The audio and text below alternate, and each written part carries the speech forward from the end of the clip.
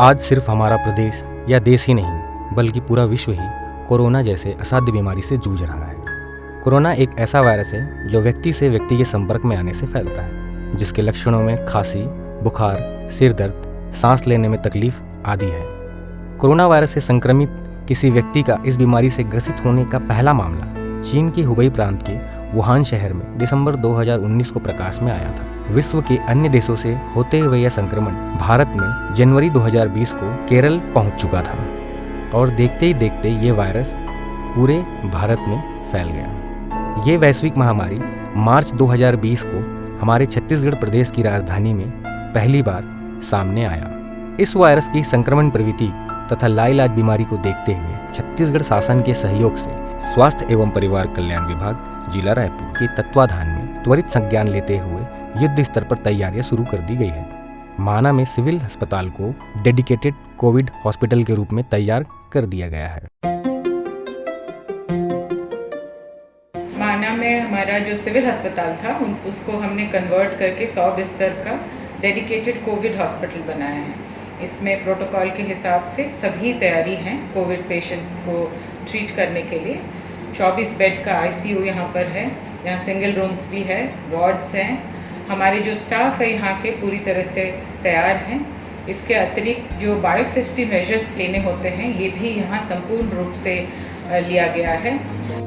यदि quarantine centre में निवासरत किसी भी व्यक्ति में कोविड-19 के लक्षण परिलक्षित होते हैं तो उसे लक्षणों के आधार पर चिकित्सकीय सलाह के अनुसार तत्काल आइसोलेशन सेंटर अथवा ट्रीटमेंट सेंटर संदर्भित किया जाता है।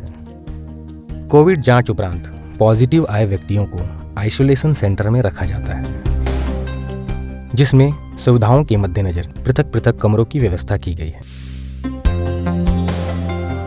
सभी वार्ड एवं आइसोलेशन रूम में सीसीटीवी कैमरा, इंटरकॉम और बेल को सेंट्रल मॉनिटरिंग यूनिट से जोड़ा गया है, जिससे कोई भी मरीज आपातकालीन स्थिति में मेडिकल स्टाफ तक सीधा संपर्क कर सके।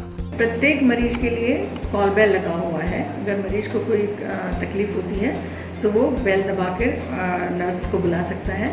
36 वहाँ पे सीसी कैमरा लगा हुआ है ताकि हम हर एक एक्टिविटी को एक जगह बैठ के देख सकें। इंटरकॉम लगा हुआ है ताकि बहुत सारे कंसल्टेशन या बात करना हो या काउंसलिंग करना हो तो हम इंटरकॉम की मदद से उनको कर सकते हैं। हर एक फ्लोर पे फायर सिस्टम लगा हुआ है। किसी भी तरह की इमरजेंसी के लिए पूरी तरह से हम लोग तैयार हैं। कम्युनिकेशन के लिए विभाग की ओर से 4 मोबाइल मेडिकल स्टाफ को उपलब्ध कराए गए हैं। संक्रमण के बचाव के दृष्टिगत मोबाइल को स्पीकर मोड में डालकर कम्युनिकेशन किए जाने के निर्देश विभाग की ओर से जारी किया गया है। डेडिकेटेड कोविड ट्रीटमेंट सेंटर में चिन्हांकित बिस्तरों में ऑक्सीजन आपूर्ति की व्यवस्था पर्याप्त दुगनी मात्रा में सुनिश्चित की गई है। कोविड केयर सेंटर में मरीजों के परिवहन हेतु एक डेडिकेटेड बेसिक लाइफ एम्बुलेंस 24 घंटे 7 दिन सेवा सुनिश्चित की गई है। माना में हमने गर्भवती माता के लिए भी व्यवस्था की है। अगर कोई गर्भवती माता प्रसव में है तो हमने उसके प्रसव की पूरी व्यवस्था की है। नॉर्मल प्रसव भी हो सकता है और उसका सिजेरियन सेक्शन भी हो सकता है। वहाँ हमने सोनोग्राफी की भी व्यवस्था की है, एक्सरे की भी व्यवस्था की है और बायोकेमिस्ट्री लैब वहाँ पर पूरी तरह से तैयार है। कोविड-19 के मरीजों को परोसे जाने वाले भोजन को भी बनने से लेकर मरीजों को परोसने तक बहुत ही सावधानी बरती जाती है। भोजन के संग्रहण से लेकर बनने और परोसने तक की पूरी कार्यावधि में साफ सफाई का पूरा ध्यान रखा जाता है। मरीज तथा चिकित्सकों के प्रवेश एवं निकासी बंदोबस्त में संक्रमण को फैलने से बचाने के उद्देश्य से अत्यंत सूक्ष्मता व अत्यधिक सावधानी बरती गई है। हमारा पीपीई पहन के डॉनिंग डॉफिंग एरिया अलग रखना होता है, वो भी हमने किया है। यहाँ पे इनफैक्ट हमने पूरा जैसे एक तरफ से क्लीन स्टाफ जाएगा, दूसरी तरफ से अनक्लीन स्टाफ आएगा, वो सब भी हमने बहुत अच्छे तरीके से किया है। चिकित्सकों के हॉस्पिटल में प्रवेश हेतु अलग से प्रवेश द्वार तय किया गया है, जहां से चिकित्सक प्रवेश कर सबसे पहले डोनिंग में जाकर पीपीई किट लेते हैं और पीपीई ड्रेस पहनते हैं।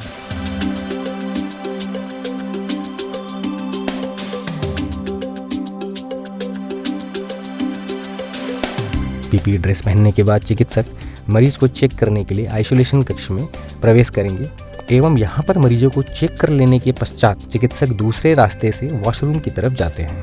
यहाँ वॉशरूम में जाने से पहले पीपीई पहने हुए ही एक मशीन के माध्यम से अपने आप को सैनिटाइज करते हैं। सैनिटाइज करने के बाद चिकित्सक वॉशरूम में प्रवेश करेंगे और पूरा पीपीई ड्रेस उतार कर वहाँ रखे डस्टबिन में डालेंगे।